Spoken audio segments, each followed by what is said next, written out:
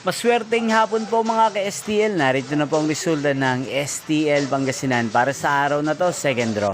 October 18, 2025, araw ng Sabado.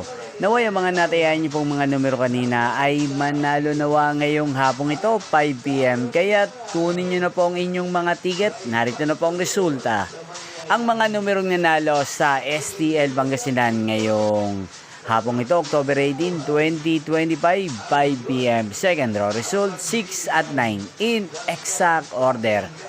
Again, 6 at 9. At ngayong hapong ito sa STL Pangasinan, natin pong i-shoutout si Ate Joyra ng Pangasinan. Shoutout po sa inyo, Ate Joyra. Sana po ay nasa maayos kayong kalagayan. Inyo pong napanood ang resulta ng STL Pangasinan sa channel na to, Roderick Hernandez TV. Maraming salamat po sa patuloy nyo pong panonood at pagsuporta sa aking channel.